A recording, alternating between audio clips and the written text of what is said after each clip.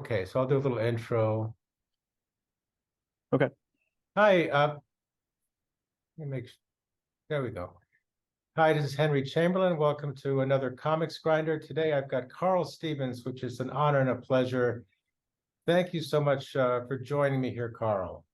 Well, it's my pleasure, Henry. It's great to be back again. Yeah, we had such a good time last time. And today we're just going to be talking about Mother Nature, which you co-created with Jamie Lee Curtis and Russell Goldman. What Well, would you, actually, oh, I didn't co-create it. It's an adaptation of a film script that Jamie and Russell wrote.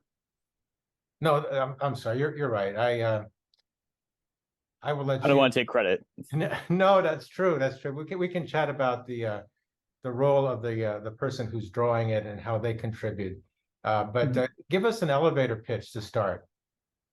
Okay. Well, Mother Nature, like I said, it's based on a film script that Jamie Lee Curtis and Russell Goldman wrote. It's an idea that Jamie has had since she was 19. And the idea was that Western civilization is destroying the planet, and um, it's like an ecological horror story, Yeah. and it centers in New Mexico, and it about this fictional town called Ketch Creek. And in this town, there's this energy company called Cobalt who has been poisoning the land, and the story centers around um, this like a few families. One of them whose um, like like father dies in like an accident like early on. It's like a flashback, and then the like his daughter goes on to become this eco-terrorist that gets arrested. And when we see her in the story, she's just let out of prison and is back living with her mother, who's Navajo. And she gets it in her head that she wants to destroy uh, this energy company.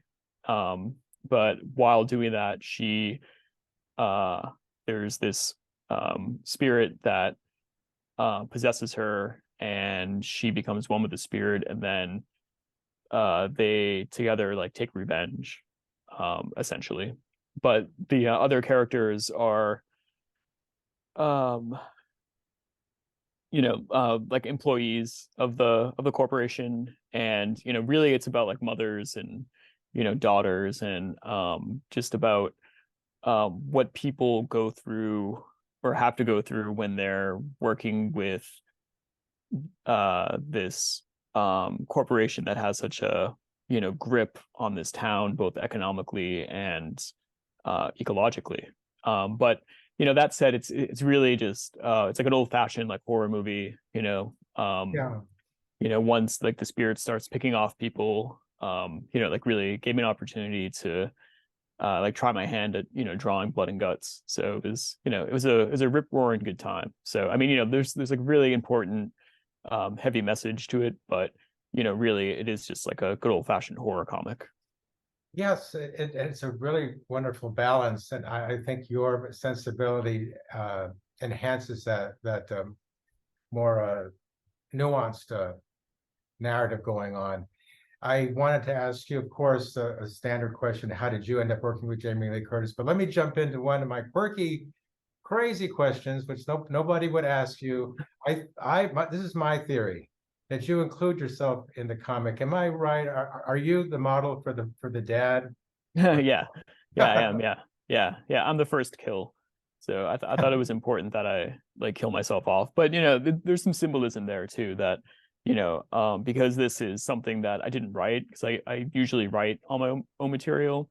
Like I thought Yeah. it'd be funny to like show my head getting crushed in, so that like really it's just I mean it's not true. Like a lot of thinking went into the drawing and like design of the book, but it was just kind of in the back of my head. I was thinking that, this is just, me like putting aside my ego and just, trying to make the best representation of this script as I possibly could. The best adaptation, I should say. Because really Yeah. that's what it is to me. Like it's an adaptation, you know. So did Jamie and Russell know right away that hey, Carl, you're putting yourself in the comic. That's so cool. Or what did how did they react to that? Oh, they didn't react at all. I mean, like, they, I mean, they like knew it was me, but Okay. they just thought that's just Carl making an artistic choice. I mean, they were Yeah. really, I mean, I was completely hands off between them and Titan. I mean, I was really left to my own devices, do whatever I wanted. Yeah. They didn't give me any notes or anything, so they just trusted my ability to, really execute this in a Oh, clear of and, you know, course. clear Yeah, way. So absolutely. I was very lucky in like that regard. Yeah, So they can absolutely trust your better judgment. If I drill down a little more, did you include other people you knew as models? Because I kind of think your art professor's in there, or am I wrong? yeah, that's Tony. Yeah, That's Tony cool. and his wife Natasha both modeled for a couple of the characters and their daughter too. Their daughter is Riley. No, So that's great because that adds to that what people can't put their finger on. It's just something so authentic about what you do, and you feel like you're drawn right into it. So I did have to mention that. mhm. Could you walk us through one of the splatter scenes, like when the hammer head pump strikes you or the character Mhm. rather? Yeah. Can you walk us through that, how you created that splatter scene? Well, like the spot. I mean, I just I like sketched it out like as a thumbnail first. I mean, I always um do extensive like roughs, and play around with like page compositions. So, once I, had what I wanted for that, then I just, take like reference photos of myself to like use to like draw from. So, I just took photos of myself lying on the ground and, I had I did like, image searches of the like pump jacks and, just like use that to like, look at for like reference. Um, it's so yeah, I mean it's as simple as that, I guess. But Yeah. then like I pencil it and then, I ink it Well, and and I guess then I paint it. it's an intuitive thing because that's a very Yeah. iconic moment. It's a very iconic scene that the Oh, hammer thanks. pump. Yeah, Uh, yeah. I mean, it was in the script, like I mean it just literally said that, like the hammerhead like, gets loose or like I mean, well really it's like the spirit that does it, we find out later. And, it just falls. So I mean, I was looking at like a lot of different things for inspiration during the project. Actually, like I'd gotten back into Otomo and I, reread Akira and, like I wanted to have, I mean, at least for that scene, like more of like a manga sort of flavor to it. Because that's something I hadn't really incorporated into my work as much before. And, I like rediscovered like my, love as like a adolescent of all the superhero like Marvel and DC stuff, which like I hadn't I would look at it like occasionally, but like once I like the last few years I've gotten back into that. I guess that's like my midlife crisis, like rearing its head, just wanting to absorb the culture that I liked when I was a child. hmm. So I was trying to put like a lot of that into it. I mean, I feel like Mother Nature is kind of a collage of all the like love that I had as a kid for like, genre material. So, Do you see yourself doing more of that? Maybe actually doing a superhero kind of comic or beyond um, done? yeah, I mean, like I have an idea for a superhero comic. I mean, I don't think I'd want to work for Marvel or DC. I mean, like I've had too many friends that have worked in that system that have, really just told me that it's not worth it, either financially or, aesthetically. It's just I mean, like I don't think I'd be happy doing that, but like I would like to do something in the genre. So, and I have an idea. I mean, like the next thing I'm working on is like another horror comic that like I'm writing. Well, I have like a co-writer with like a friend of mine. But I'm like very excited about it. So Oh, wonderful. so like I think I'm gonna do at least one more horror comic. So I like kind of want to I want to explore genre more. Um, that's something that's always been in the back of my head, but I feel like Mother Nature, like doing this book really like triggered that in me, to like really just give it a go, just to see if I could, be like a good like genre type of artist and Yeah. writer. Can you tell us a little bit about how you ended up working with Jamie Lee Curtis? Looking back on it, do you see it as two kindred spirits meeting together somehow? Or Yeah, well, it happened organically. She collects New Yorker cartoons, and back in 2019, like she and her husband Christopher Guest, like they have this tradition where for their anniversary, for like their wedding anniversary, they give each other original New Yorker cartoons. And in 2019, she chose one of mine, and she like reached out to me on Twitter actually, and then we just, I sold it to her, and then we just ended up like staying in touch and would like, send each other stuff that we're working on or just, like little things. And she randomly just sent me the script to Mother Nature. She's like, this is a script that I wrote, and Blumhouse Productions bought it, and it's in production to be a film. Just like let me know what you think. So I read it, and it had all these great action set pieces, and like I said, I had just been rereading like a lot of old superhero stuff that I liked, and I was thinking, like this would make a cool graphic novel. So I pitched it to her. I was like, Jamie wouldn't, this would be a great comic, and she's like, that's a fucking great idea. So she talked to Blumhouse, and Blumhouse, you know, agreed, and then they found Titan because Titan was sort of mainstream publisher, but like did a lot of licensed materials. So, we would own the copyright still.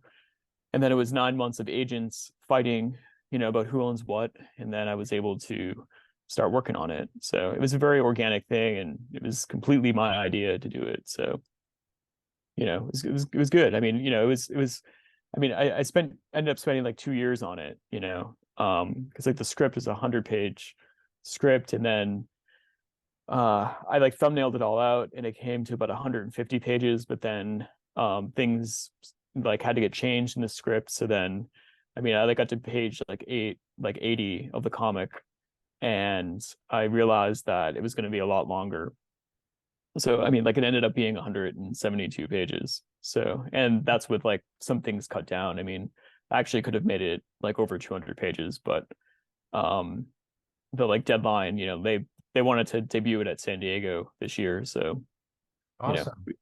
we had to make some changes. But I mean, like I was working on it like at least 60 hours a week. I was really like grinding it. And but I think that was good because it, forced me to like, you know, think about the visuals in a more, or like in a different way that I've been used to. Like not so much simple, but like more of like a dynamic sort of way, and like not just getting hung up on like a lot of background detail. Although I did, I put a lot of background detail into it, but Yeah. you know, so it was more. I mean, I guess I got like quicker as I was working on it. Like it became more streamlined, so like I Well, wasn't overthinking it as much. yeah, yeah, exactly. It is just a smooth, kind of like a dreamlike quality to everything because everything's been synthesized over and over. And just to balance things out, because there's a lot of sacred uh, content, things to be respectful about the indigenous uh, content. What can you tell us about what you learned about the Navajo and such? Did you try to do a little extra research, Oh or yeah, I what did. happened there?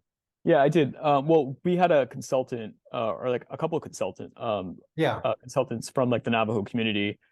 Brian Young, um, was like one of them. He's like a prominent like YA author, and so he like read the scripts like a few times, and like helped us out with like just making sure that we got the mythology right, and it was like the correct spirit that was would like do the things that it did. I got this book, which is like an older book from like 30 or 40 years ago that compiles like a lot of the oral traditions of like the Navajo. And I like read that, and yeah, like we got invited to go to like a cleansing ceremony with Brian and his family, and when we were there, we like learned a lot about like, the history and like the struggle of like the Navajos, like in that region. And, a lot of it that like we depicted, like is like related. I mean, especially, like what's going on now with like the water issues that they have, like the Colorado being like redirected. And, um, there's still like just like ongoing, um, like trauma. And, just, Yeah. uh, yeah, it's not, it's quite embarrassing, as like a white American, that like, we contributed to a lot of that pain. So very, very aware of all that. Well, I just have like a couple more questions. I'm trying. We bounced around really well. I didn't even do any screen sharing. But Mhm. I wanted to ask you. So you're about to embark on a journey, go out to the West Coast, Comic-Con, and this year's is different because of the actor writers strikes, and so there's no Yeah. Hall H. There's the Hall H dynamics not going to happen this year, and yet we gain a lot because now there's a major focus on comic books. The Yeah. core value of Comic-Con. Is there any thoughts that come to mind about that? Yeah, I'm excited. I mean, I've never been out to the big Comic Con, but it's something I've always wanted to go to. And, it's kind of exciting to go there for exactly the reason you just said that, it seems like, it's going to be more comics focused now because of, Hollywood, um, like pulling out, or, like a lot of the actors pulling out, like rightfully so. I mean, I wholeheartedly support the SAG and the WGA strike. Um, but yeah, I mean, Jamie is, like, they're not going to talk about the film, as they shouldn't. It's just going to be all about like the graphic novel. But and I mean, my day's going to be packed. I mean, we have a press conference it's all on Friday. In the morning we have a press conference, then we have a panel, and then it's a signing, but it's from 10 to 4, so it's gonna be like a long day. And I mean, I'm not sure how much of the, other parts of the convention I'm gonna get to see, but um, I do have some other cartoonist friends and colleagues that I want to, try to hook up with. Oh, So, of and maybe course. if I get time to, do some, bin diving, you know. So, like I mentioned, I've, been collecting again, so it's going to be out looking in Oh, the, it's always fun. yeah, if I get a chance, we'll see. I mean, Alex is coming to, my wife, so I mean, hopefully she'll let me indulge in a bit of that. Oh, no, yeah, you guys will have a blast. Yeah, The one thing, I mean, I've only gone to a few, and the one thing that's going to strike you, especially as a sensitive artist, as I am too, we're brothers in that respect, is a yeah. sea of humanity. Hmm. I think you're gonna want to draw something about it. The sea of humanity is going to just blow your mind. Yeah, I have no idea what to expect. I know. And even with Yeah. well, Wow. everybody's already bought their tickets anticipating Hall H, so I think it's going to be a big crowd no matter what. But Yeah. anyway, Yeah, yeah, it'll yeah. be fun too. It'll definitely be fun. Yeah. No, I mean, I'm definitely looking forward to it. Um, Yeah, I mean, but yeah, I really can't conceive it. I mean, like I mean, I've been to the New York Comic Con like, a bunch of times, and I assume it's on that level, if not bigger. So, Yeah. but I never did anything quite like this. I mean, this is like, I mean, I really feel like I'm going from, I'm like literally going from like tabling at SPX last year. That was my last show, and like, not even being a guest, just being like another schlub, like tabling. So like, being like on one of the most popular things at Comic Con this year. So it's really just, you know, it's gonna be weird. Is there anything that I'm missing that you'd like to share with folks? With what? I'm sorry. Is there anything that I missed asking you that you'd like to say a few About words about, or I about mean, Mother Nature. yeah, or whatever comes to mind as we close out. Yeah, I mean, I just think it's definitely like my best work that I've ever made. I mean, it was, although I mean, even though like I did use, some people that have, like modeled for me in the past. I mean, I was drawing things that I had never drawn before, and like thinking about the visuals and like, like just visual storytelling in a way that was like new to me, again, because like I'm just used to writing my own material, like I just want to write what I want to draw, whereas this was just, I was forced to like draw things that I wouldn't necessarily be thinking about. And just the, having to really like just think about like visual storytelling in that way was like a real like challenge for me. But I really got a taste for it, for like just doing these types of like action oriented stories. And it I feel like I got better as I went along, and like, it was just very exciting to me, and also like the idea of like just doing a realistic action comic, and like not having it look, not making it look stiff, like I really felt like I accomplished that, like I made something that is truly great, and I hope that people will recognize that. Well, maybe I should tack on one last thing. I think you mentioned the pen that you use in our last interview that we did. Hmm. You were thinking about going back to comic strips of like Terry and the Pirates. What pen is the one that you like using? I use the Hunt 102 Okay, that's classic Hunt 102. Pro Yeah. Quill. Yeah, yeah. I've been using it since, I was 13, when I found out that's what Todd McFarlane used. And then you're do you do hand lettering and then maybe the publisher decides they want to do a font or what happens with the lettering? Yeah, well, for Mother Nature, I hand lettered it all, and they made a font and put the font over my hand lettering. And the reason why, I mean, that was a big issue for me, but the reason they said was it just made it easier for the translations, because like they're Yeah. releasing all the foreign editions at the same time. But yeah, I mean, but I was really like, I mean, like the lettering is, like probably the most important thing to me, because it's what guides your eye like through the story. So I wanted to make sure that the panels were going where they were supposed to be. I didn't want to leave that up to whoever the editor, doing that was, whether it's my editor or somebody else. Like I didn't want the flow to be interrupted. I wanted it like each sentence in each balloon was, where it should be, because I hate nothing more than like just, like seeing like superhero comics or something that just have these like bubbles that are just like crowded, and it's just like a splash page, and like there's no like thought to like, the eye like flowing through the page. It just looks tacked on there, and it's just completely unreadable. So Yeah, exactly. it's very adamant about that. Yeah, I think that's a good tip for a lot of younger cartoonists just starting, wondering, should I do things by hand or digitally? And I kind of think that as if you don't really save that much more time, it takes time to do it digitally or by hand. And Yeah. if you do everything by hand, then you can sell the originals for Yeah, one. yeah, no.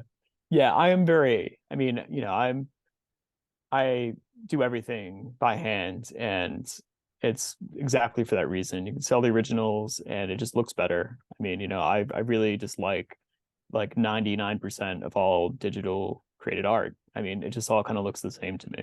So, I mean, there are like three or four people that I think do it interesting. One of them's Kat Chapman. She's a British cartoonist. Um, uh, and like Summer Pierre, actually, like on like this new book she's doing about her father and her mother. Actually, it's more about her mother. She's done some like amazing, interesting stuff, but like, anything that like Marvel and DC puts out just looks like complete dog shit to me. So I just want to avoid that at all costs. And I mean, yeah, if you're a younger cartoonist or artist, I mean, you should just be, drawing everything by hand too, because when you're drawing like digitally, you're, it So you're hurting the environment because every stroke of that pen is burning fossil fuels. If like you need electricity to do your work. It's True. That's true. so keep it simple. And for the watercolor, you actually, I do think you probably save time because doing it digitally, there's all these going back to Yeah, adding. it's just a simulation, like why if you can do the real thing, do the real thing. I mean, like it's not I like hate it when they say like, traditional versus digital. I mean, really it's actual versus simulation. Like why would you want to make a simulation? And it does take long. It's just like all those layers and everything, and like the result is just like it's like uglier, it's like not as like you like lose that beauty. And I mean, like reproduction in the year 2023 is like so incredible, like you can like reproduce you know, like paintings, almost exactly as like how they look in person. Yeah, So it's like, why go through that step? It's like it's not the 1980s anymore, it's like printing is like incredible. So like why not just use that to your advantage? I don't get it. Maybe, exactly. maybe the kids just aren't learning it anymore. And well, this is too techy, but I'm going to ask anyway. I discovered that there's this document map ink, and it's waterproof. What kind of ink do you use to make sure that you don't end up the watercolor doesn't somehow mess up the hand lettering or the drawing? I just use like a waterproof India ink. I use Oh, Speedball, and but like I use like the Archer's like watercolor paper. So it has like it's the hot press and it's like a smooth finish. But like before I go over it with the watercolor, I generally wait like a day or two for like the ink to dry, just so there's no smudging. so So do you do the watercolor and then you ink over the watercolor? no, I ink it first and then I watercolor. Like Okay. actually I have a penny page that I'm working on that you can see. Like I just kind of started.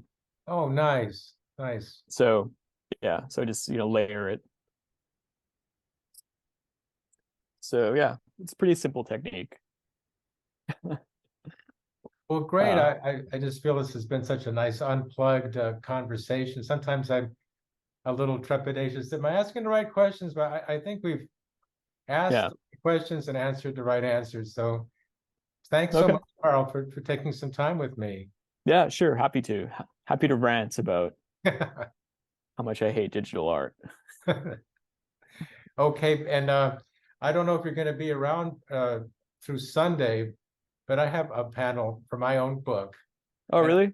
I Oh, don't know. Yeah, awesome. I keep assuming people know about my book, but that's the challenge I have.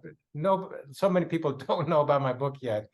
It's called George's Run, and Oh, yeah. it's published by Rutgers University Press. Right. Yeah. And I managed Congratulations. to cobble, no, cobble wouldn't be the right word, organize a really stellar group of folks, including Mark Zickrey, who wrote the Twilight Zone Companion, which we all grew up with. Yeah. My goodness, and he's going to be on the panel. And the book is Wow. the Fantastic. Twilight That's Zone. exciting.